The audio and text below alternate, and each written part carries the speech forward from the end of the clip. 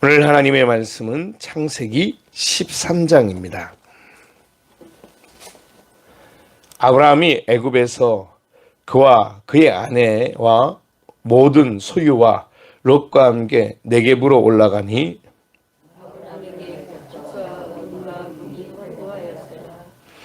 그가 네겝에서부터 길을 떠나 베델의 이름에 베델과 아이 사이 곧 전에 장막 쳤던 곳에 이르니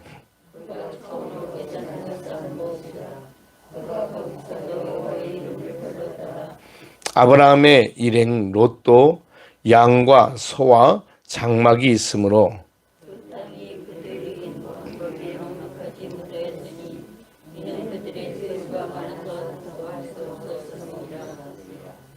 그러므로 아브라함의 가축의 목자와 롯의 가축의 목자가 서로 다투고 또 가나안 사람과 브리스 사람도 그 땅에 거주하였는지라.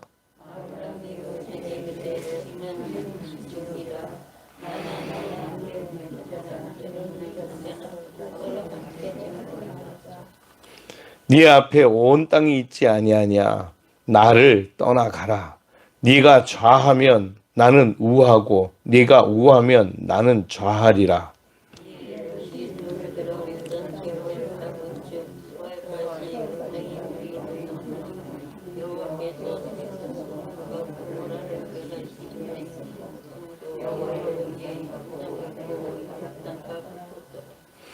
그러므로 롯이 요단 온 지역을 택하고 동으로 옮기니 그들이 서로 떠난지라.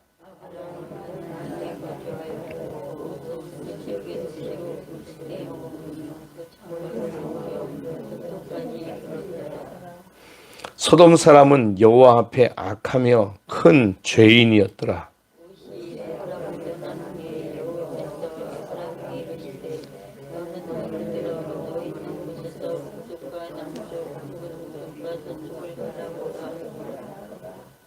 보이는 땅을 내가 너와 네 자손에게 주리니 영원히 이르리라.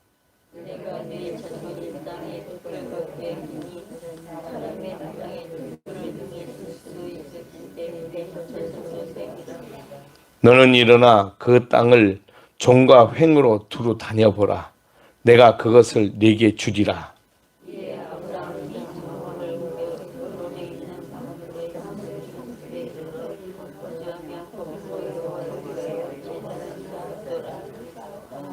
아멘. 할렐루야. 이 한 주간도 우리가 주님 안에서 예수님과 동행하며 승리하는 복된 날 되시길 축복합니다. 오늘 우리가 읽은 이 창세기 13장의 말씀은 우리에게 또 다른 귀한 교훈을 줍니다. 하나님께서 12장에서 아브라함을 부르셨는데 다시 오늘 13장에서 우리가 읽은 말씀 14절부터 보니까 롯이 아브라함을 떠난 후에 다시 아브라함을 하나님께서 찾아오십니다. 그리고 그에게 다시 한번 약속을 해 주십니다. 그 약속을 따라 아브라함은 이제 다시 믿음과 힘을 얻게 되었고 하나님과 동행하는 삶을 살 수 있게 되었습니다. 그 증표로 오늘 성경에 제단을 쌓았더라. 이렇게 성경은 기록을 하고 있습니다. 제단을 쌓았다는 얘기는 우리로 말하자면 예배를 드렸다는 얘기죠. 그런데 우리가 드린 예배의 수준과는 아주 그 사뭇 차원이 다릅니다. 하나님을 절대 신뢰 의지하는 것, 그것이었다라고 우리는 이해할 수 있습니다. 오늘 성경에 보니까 이렇게 시작을 합니다. 아브라함이 애굽에서 그의 아내와 모든 소유와 롯과 그의 함께 네겝으로 올라가니 이렇게 말합니다. 아브라함이 이 애굽 땅에서 무슨 일이 있었는지는 우리 지난 시간에 함께 보았습니다. 그가 안타깝게도 하나님이 주신 자기의 아내를 누이라고 이야기하였습니다. 그것은 사실관계로 따지자면 틀린 말은 아니지만 그거보다 더 가까운 사이가 우리에게 먼저 증명이 돼야 되겠죠. 그렇죠? 예를 들어서 우리가 서로 사이가 그냥 먼 친척, 그런데 거기에 가까운 사이로 만약에 가족이라고 그러면 가족이라고 하는 것을 더 중요한 일이지 먼 친척에 대한 이야기를 하는 것은 그렇게 마땅한 일이 아닙니다. 이 아브라함에게 사례도 그랬습니다. 아브라함에게 사례는 먼 친척일 수도 있습니다. 사촌 누이인 거죠. 그러나 진짜 관계는 아내입니다. 그러면 누가 말해도 누가 불러도 또 누가 설명해도 저 사람은 내 아내입니다 라고 말하는 게 당연한 것입니다. 그런데 이 아브라함이 자기 아내라고 부르지 아니한 것은 이유가 있었습니다. 이 사례가 아리따웠다라고 성경은 기록을 하고 있는 거죠. 얼마나 아름다웠는지는 우리가 잘 모르겠지만 그 아름다움 때문에 자기의 목숨의 위협을 느낄 정도였으니까 이것은 심각한 문제였던 것만큼은 사실이었을 것입니다. 그럼에도 불구하고 자기가 그런 위험을 느낄 정도였다고 하더라도 우리는 자기 가족을 지키는 게 당연한 건데 라고 생각하기가 쉬운데 아브라함은 우리가 생각했던 것보다 전혀 다른 결단을 내렸습니다. 아마도 이 시대에는 그런 일들이 종종 있었을까요? 왜냐하면 아브라함도 그랬는데 우리가 아는 것처럼 이삭도 한번 그런 적이 있습니다. 그죠? 그런 일들을 보면 이렇게 하는 일이 가끔 있었나 보다라는 생각이 들기도 합니다. 결국은 그 일로 인해서 아브라함은 목숨을 건질 수는 있었습니다. 그러나 아내를 빼앗기게 된 거죠. 그런데 하나님께서 이 일을 그냥 두고 보지 않으셨습니다. 바로의 꿈에 그에게 나타나서 그를 깜짝 놀라고 그리고 이 일에 대해서 깨닫게 해서 아브라함의 아내인 사례를 그의 가정인 아브라함의 품으로 돌려보내 주었습니다. 그런데 거기서 끝난 것이 아니라 오늘 성경은 그렇게 우리에게 알려주는 거죠. 2절에 보니까 아브라함에게 가축과 은과 금이 풍부하였더라. 이게 어디서 난 거였습니까? 애굽에서 얻어갖고 온 거죠. 그죠? 누가? 바로가. 놀라운 일이었습니다. 이렇게 한 것은 바로가 하나님의 살아계심을 만났기 때문이죠. 하나님의 살아계신 것을 보고 깜짝 놀라서 그는 사례를 돌려보내면서 이 아브라함에게 이 모든 것들을 주면서 빨리 우리에게서 나가라고. 당신 때문에 우리가 하나님께 벌받게 생겼다고. 그리고 보면 아브라함이 믿음이 더 좋은 걸까요? 바로가 믿음이 더 좋은 걸까요?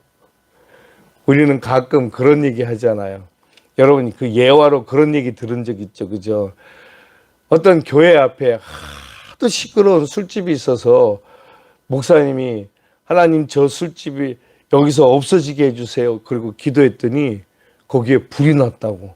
그래가지고 불난 것으로 끝난 것이 아니라 그 술집 주인이 저 목사 기도 때문에 우리 술집이 불났다고 그렇게 고소를 했다고.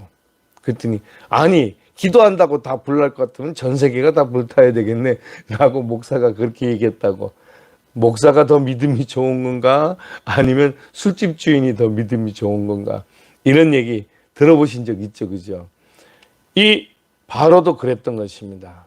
하나님의 살아계심을. 그런데 여러분 성경에 보면 이런 일들이 특히 창세기에는 종종 나와요.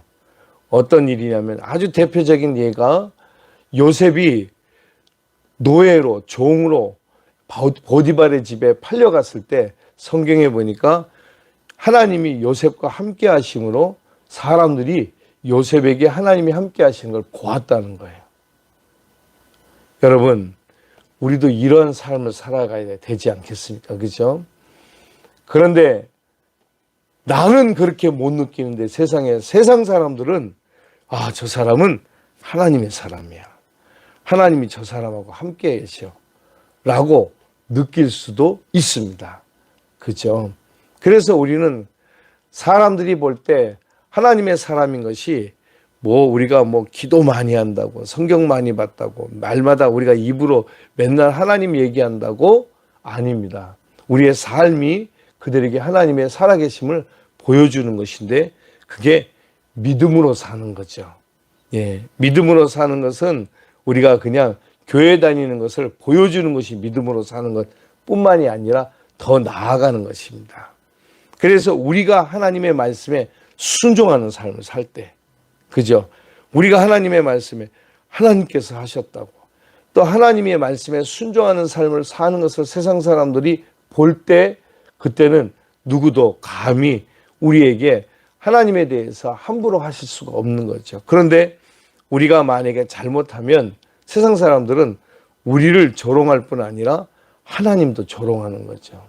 그래서 하나님이 영광 받으시지 못하게 되는 것입니다. 그래서 사도 바울은 먹든지 마시든지 무엇을 하든지 다 하나님의 영광을 위하여 하라.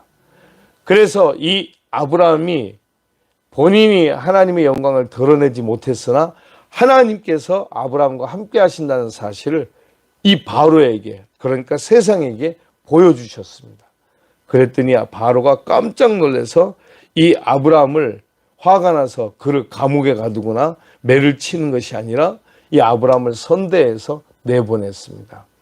그 이후부터 이 아브라함과 이 애굽을 다스리고 있는 바로 간의 관계가 나쁘지 않게 그렇게 전개되기 시작합니다. 그래서 아브라함은 이 바로에게 선대받는 그런 사람이, 그래서 이 아브라함과 아브라함의 후손들의, 그러니까 아브라함과 이삭과 야곱 이 후손들이 다 이 아브라함이 이 일로 인해서 이 애굽 사람들에게 함부로 그렇게 당하지 않고 언제든지 이렇게 대우받는 그런 족속이 되었습니다. 놀라운 일이죠. 아브라함이 한 게 뭐 있습니까? 오히려 아브라함은 자기가 자기 아내 사례를 자기 아내라고 이야기하지 않고 자기 누이라고 말했던 그런 부족함과 어리석음이 있을 뿐입니다. 근데 하나님은 이 일을 선하게, 그리고 하나님의 백성들을 지키고 하나님께서 그들과 함께 하시는 것을 보여주셨던 것입니다. 할렐루야. 그리고 보면 우리도 이렇게 살고 있구나라고 하는 것을 깨닫습니다. 우리에게 중요한 것은 뭐냐면 그러니 믿음으로 사는 것입니다. 세상 사람들이 우리에게 뭐라고 말해도 우리가 하나님 예수 그리스도를 굳게 붙들면 성령께서 우리의 삶을 인도하실 줄 믿습니다. 이것이 우리가 살아가는 힘이고 이것이 우리가 살아가는 능력인 것입니다. 이렇게 해서 아브라함이 애굽 땅을 나왔어요. 그랬는데 이제 이 아브라함과 함께한 이 가족들이, 이 특히 롯이 이 조카인데 숫자가 많아진 거죠. 그래서 서로 너는 네가 원하는 곳으로 가고 나는 네가 원하는 것이 우이면 내가 좌하고 네가 좌를 원하면 내가 우해서 서로 그렇게 우리가 살 길을 찾아가자라고 얘기했더니 우리가 보통 사람들 같으면 그렇게 했을 거 아니겠어요? 아유, 삼촌이 먼저 택해서요. 그러면 제가 그리고 나중에 삼촌이 택하는 나머지 길을 제가 택하겠습니다. 뭐 이랬을 것 같은데 성경은 그렇게 표현하고 있지 않고 롯이 먼저 선택하기를 소돔과 고모라 땅을 택했다라고 말하는 것입니다. 소돔과 고모라 땅은 이미 도시화되어 있는 번쩍번쩍 빛나는 곳입니다. 지금이나 옛날이나 다르지 않은 것은 도시는 항상 사람들이 붐비고 그리고 사람 살만한 그런 문명이나 문화가 발달되어 있습니다. 그런데 그와 더불어 또 발달된 게 있는데 뭘까요? 죄인 거죠. 예. 사람들은 흔히 먹고 마시고 즐기기를 좋아하기 때문에 그 문화는 어디 가도 변함이 없습니다. 여러분, 우리 규례에는 사람들이 그렇게 얘기합니다. 뭐 8시 해가 딱 지면 그 다음에는 다 문을 닫습니다. 그러니까 뭐 할 게 없다고. 할 게 없어서 일찍 집에 들어가는 거죠. 그 다음부터는 집 안에서 가정에서 일어나는 일이, 그래서 가족관계도 더 돈독해질 수 있죠. 그러나 도시는 그렇지 않습니다. 12시가 돼도 1시가 돼도 새벽이 넘어가도 하루가 지나가도 휘황찬란하게 불빛이 밝혀 있으며 그중에 가장 빛나는 불빛은 뭐니 해도 술집들입니다. 그러니까 그 도시가 타락하지 않을 수가 없는 것들이죠. 아니, 왜 하나님을 찬양하고 경배하는 일은 사람들이 그렇게 소홀히 하는데 자기들끼리 먹고 마시고 막 쾌락적인 일에는 이렇게 흥청망청할까? 인간의 본성인 것입니다. 타락한 인간의 본성은 자기 자신의 쾌락을 위해서 세상을 쌓습니다. 그러니까 하나님의 나라를 위해서 세상을 쌓는 것이 아니라 자기의 쾌락을 위해서. 그래서 바벨탑이 그랬을 것이구나 라고 하는 것을 우리는 미루어 짐작해 볼 수 있습니다. 어쨌든 간에 하나님께서 이 타락한 세상 가운데 하나님은 그 땅을 그냥 두고만 보시지 않는다라고 하는 것을 소돔과 고모라를 통해서 우리에게 나중에 알게 해주십니다. 결국 이 롯은 눈에 보기에 좋은 땅, 발전되어 있는 도시를 택해서 갔습니다. 휘황찬란한 곳. 근데 그것은 그럴 수밖에 없는 그런 땅이 될 수밖에 없는 이유가 있습니다. 물이 많고 그리고 뭐든지 풍요로운 곳. 그곳에 사람들이 많이 살지 않겠어요. 그죠? 반면에 이 롯이 택한 소돔과 고모라 땅의 반대편에 헤브론 산지였던 거예요. 산지 그러면 그냥 생각만 해도 아득해지죠. 저희가 성지순례 갔을 때 가보니까 헤브론 산지, 야, 진짜 산이에요. 근데 막막한 산이에요. 어떤 산이냐면 우리처럼 우리는 산 그러면 우리 규례만 해도 나무도 많고, 그죠? 예. 이렇게 가끔 새들이 와서 유리창에 부딪히는 그런 곳이잖아요. 근데 이스라엘은 그런 것이 아니에요. 완전히 황량한, 그러니까 우리가 흔히 말하면 생각할 때 사막 같은 광야예요. 그러니까 그런 것을 택해서 가는 것은 이게 쉽지 않은 일이었던 거죠. 에이, 못되는 것 같은 일하고. 삼촌이 먼저 좋은 곳으로 가세요. 그렇게 한번 얘기도 안 해보고 이런 생각이 들었을지도 모르고, 아니면은 그런 이야기들이 성경에 기록되어 있지 않을지도 몰라요. 왜냐하면 우리가 성경을 읽다 보면 이런 거 저런 거 다 군더더기 덕지덕지 붙어 있는 것들은 다 빼잖아요. 그죠? 딱 일어난 일만 기록하고 있어요. 마치 우리가 이제 회의를 잔뜩 하잖아요. 그죠? 막 1시간 동안 회의하고 막 그렇게 하고 나면 회의록이 길어야 되잖아요. 다 기록해. 근데 우리가 기록하는 회의록은 다 빼고 결정된 것만 딱 써놓습니다. 뭐뭐 하기로 하다. 그죠? 성경책이 저는 그렇지 않을까 생각이 들어요. 어떻게 이 일이 그렇게 진행돼서 서로 뭐 롯이 어땠고 뭐 아브라함이 어땠고 서로 실랭이를 벌이고 아니야 네가 이런 얘기들이 없어요. 그런 거 다 빼고 롯이 소돔과 고모라 땅을 선택했다. 그런데 성경은 너무나 정확하게 그렇게 표현하는 거죠. 13절에 보니까 소돔 사람은 여호와 앞에 악하며 큰 죄인이었더라. 이렇게 기록해 놓은 것은 앞으로 큰일 나겠구나. 그죠? 큰일 나겠구나 라고 하는 것을 우리에게, 다시 말하면 하나님의 심판이 멀지 않았구나 라고 하는 것을 우리에게 알려주는 것입니다. 그렇죠? 그렇다면 우리는 오늘 우리가 살고 있는 세상을 바라볼 수 있는 거죠. 우리는 맨날 그렇게, 믿지 않는 사람도 그렇게 얘기합니다. 아유, 이제는 세상에 얼마 남지 않아서 이런 얘기들 하잖아요. 그러면 우리는 이 소돔과 고모라 땅을 생각해 볼 수 있습니다. 여호와 앞에 악하며 큰 죄인이었더라. 이날이 멀지 않았구나. 그날이 뭐 한 달 뒤에일 수도 있고 1년 뒤일 수도 있고 10년 뒤일 수도 있고 심지어 100년 뒤일 수도 있어요. 그러나 우리에게는 100년이라고 하면 아이고 난 몰라, 뭐 내가 사는 동안에 있는 일도 아닌데 뭐 이러고 넘어가겠어요? 그러면 우리의 자손들, 우리의 자녀들과 손자 손녀들은 어떻게 하라고? 그죠? 우리가 한 세대를 보통 25년에서 30년으로 봅니다. 그래서 우리가 보통 그렇잖아요. 그죠? 우리가 25이나 30살까지 그 사이에 결혼해서 자녀를 낳는다는 뜻이에요. 그래서 그게 한 세대입니다. 2세대, 3세대 지나가면, 4세대가 지나가면 100년 잡는 거죠. 그죠? 여러분, 얼마 남지 않은 세대라면 우리의 후손들은 어떻게 하라고요? 어떻게든지 이 아이들이 꼭 예수 믿고 구원받도록 해야 되는 거죠. 그죠? 우리는 이 말씀이 마음에 심히 콱 찔려옵니다. 그리고 난 다음에 이제 아브라함과 롯이 갈라졌고 아브라함이 하나님의 부르심을 따라 헤브론 산지를 택해서 나아갔을 때 말합니다. 너는 동쪽과 남쪽, 동쪽과 서쪽, 북쪽과 남쪽을 바라봐라. 이 땅을 내게 주리라.